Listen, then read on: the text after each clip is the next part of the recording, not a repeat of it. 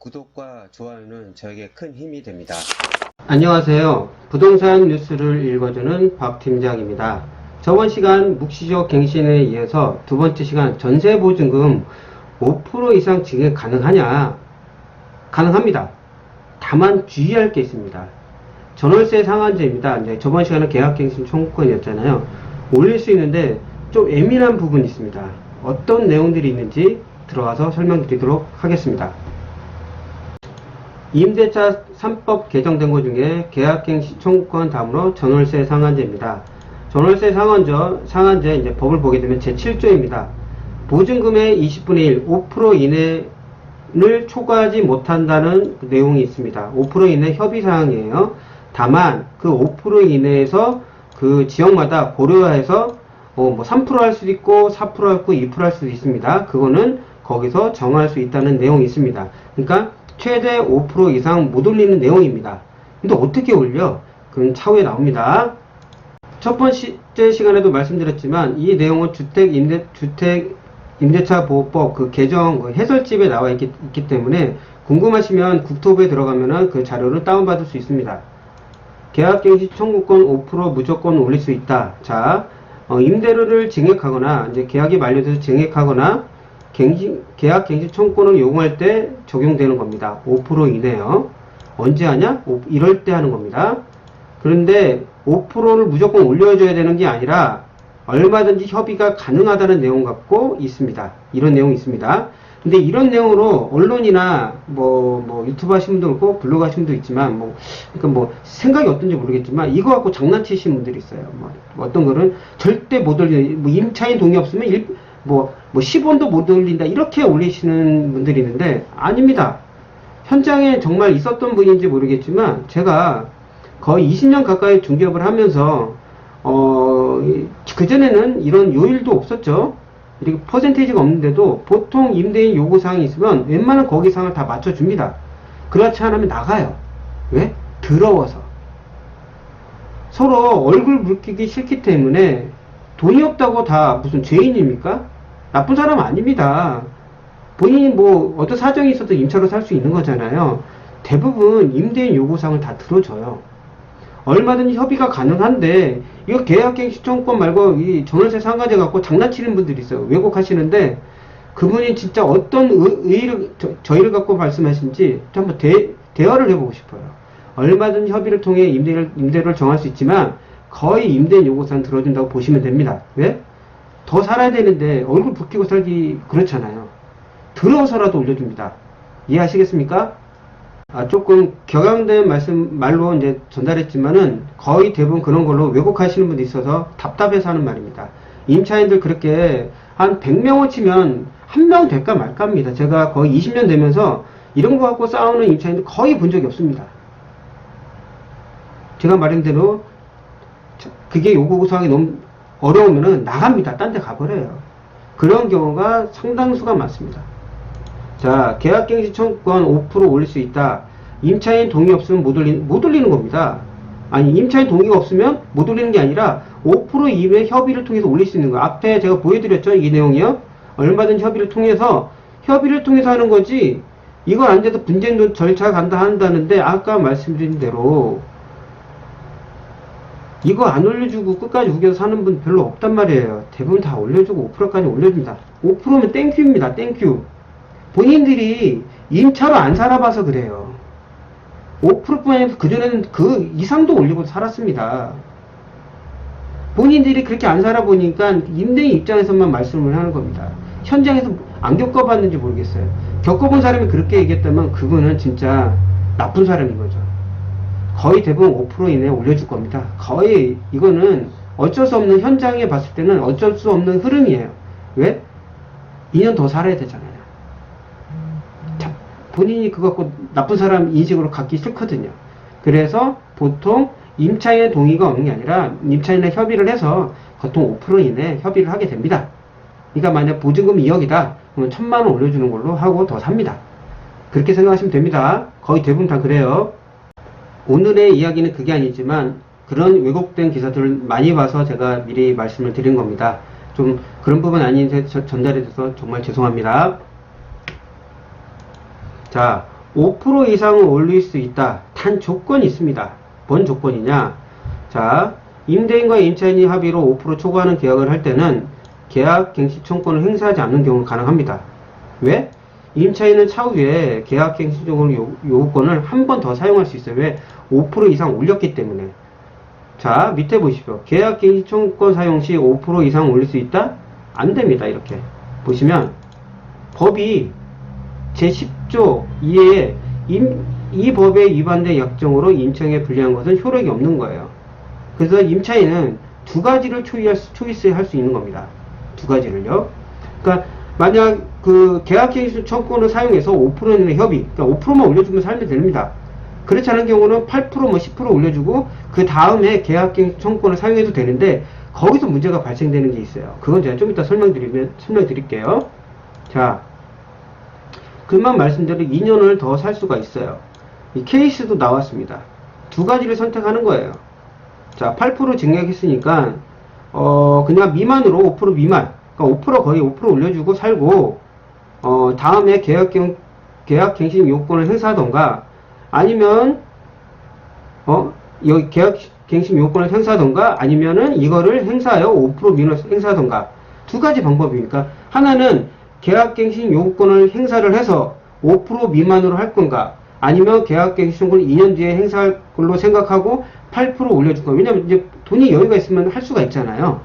왜냐면은 본인들이 보통 나 이제 4년은 더 살아야 되는데 4년 뒤에 뭐 이런 아파트 청약받아서 계획을 잡을 수가 있잖아요. 2년이 아니라. 그래서 올려줄 수 있는 경우가 있습니다. 다만 이럴 때 문제가 또 생기는 게 있어요. 어떤 내용인지 바로 들어가 보도록 하겠습니다. 어떤 내용이냐? 자, 들어와서 보게 되면 똑같이 제가 그 얘기인데 보시기 편하게 제가 이모티콘을 갖고 왔습니다. 임대인이 보증금 10% 올려달라고 하고, 자, 아까 제가 이제 일부 들어보시면 알 거예요. 2020년 12월 10일 이후는 만기 2개월 전까지 통보해야 됩니다. 그 전에는 한 달 전까지 통보를 해야지 않으면 묵시적 갱신이 되는 겁니다. 그렇게 되면 임차인이 유리할 수도 있고, 임차인도 나가려고 하면은 한 달 이상 전까지 얘기되고, 어떤 경우는 두 달 전까지, 이제 2020년 12월 10일 이후는 두 달 전까지 얘기를 해야 돼요. 그건 제가 좀 이따가 설명을 드릴게요. 두 가지 방법을 선택할 수 있습니다. 계약갱신 요건 아까 말씀대로 이거를 합의하든지 5% 이내, 아니면 올려주고 2년 뒤에 계약갱신 청구권을 사용할 건지, 단 5% 이상 올려줄 수가 있어요. 그러면 어떤 문제가 발생할 수 있을까? 아까 제목처럼. 그러면 해결책은 뭐가 있을 건지 제가 바로 밑으로 설명드리도록 하겠습니다. 바로 설명드리기 전에 아까 설명드렸던 거 뭐냐면은 제가 이제 현장에 있다 보니까 많이 이제 접하는 게 뭐냐면은 이런 거에 개념이 없으신 분들이 있어요. 특히 이제 사회 초년생들도 그렇고 그렇지 않은 분들도 있어요. 그냥 빼달라면 무조건 빼주는 줄 아세요. 임대인이 빼줄 수 있으면 빼주고요. 아니면 안 빼줘도 돼요. 왜? 묵시적 갱신이 됐기 때문에 빼려면은 3개월 이내에 나갈 수 있는 겁니다. 묵시적 갱신은 제가 설명드렸죠. 일부에서 3개월 이내에 나갈 수가 있는 거예요. 그러니까 이런 부분은 조심스럽게 다가가셔야 됩니다. 단 5% 이상을 해줬어. 그럼 2년 뒤에 어떤 일이 발생되냐? 요 일이 발생됩니다. 임대인은 갱신을 거절할 경우가 있어요. 어떤 거리 있냐 중에서 나머지 부분 빼고 8조를 보면 됩니다. 8호. 임대인이 목적주택, 내가 거주하는 집에 실제 거주하는 경우, 직계 존속이나 직계 비속을 이제 포함하는 겁니다. 아니, 10% 올려줬는데, 8% 올려줬는데, 10% 올려줬는데 2년 뒤에 나가라고 할 수도 있잖아요. 그럼 나 어떻게 해야 되지? 진짜 이런 경우 어떻게 해야 되는지, 임대인 입장도 지금 말씀을 드리는 거고, 임차인도 충분히 이해할 수 있는 부분이 있습니다. 어떻게 하면 되냐? 사람이 아다로 못 달라요. 그러니까 임대인이 나 돈이 필요한데 5% 말고 10% 올려줄 수 있어요? 계약갱신 청구권 다음에 행사하시고 10% 올려달라. 그러면은 예를 들어서 보증금 3억이면 1,500이 아니라 3,000원 올려줘야 되잖아요. 그 3,000원 올려주되 이런 방법이 있어요. 왜냐면 이런 방법이 있기 때문에 2년 뒤에 들어올 수 있기 때문에 그러면 임대인한테 이렇게 여쭤보면 되죠. 제가 2년 말고 2년 더 살아야 되는데 혹시 그때도 그렇게 살 수 있습니까? 저는 상관없어요. 안 들어올 거 이렇게 하신 분 있어요. 그럼 이렇게 임차인은 반복을 하시면 됩니다. 그러면 4년 계약을 해 주십시오. 전 4년은 꼭 살고 나가야 됩니다. 아니야, 2년 뒤에 그렇게 해도 돼. 나 안 들어올 거라니까? 근데 임대인은 거절할 방법이 있잖아요. 그쵸?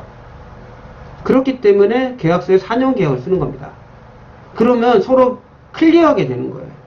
아니야, 이렇게, 그러면 임대인한테 이렇게 해야죠.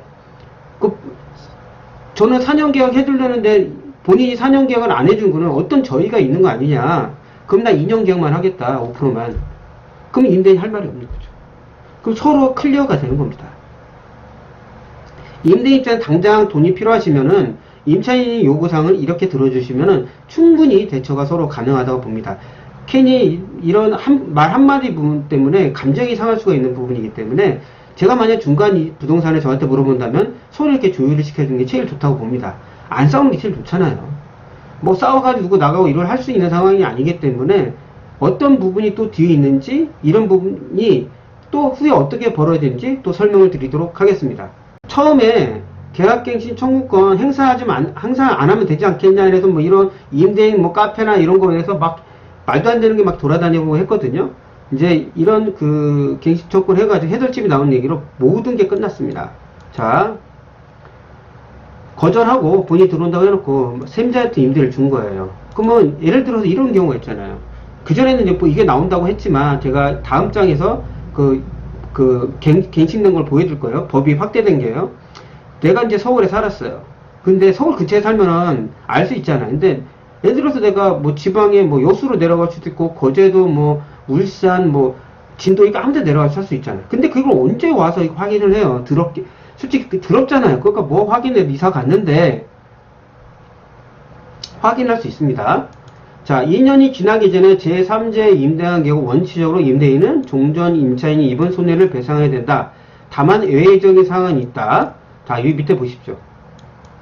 이런 부분에서 돈을 줘야 됩니다. 그러니까 돈이 큰 거예요, 생각보다.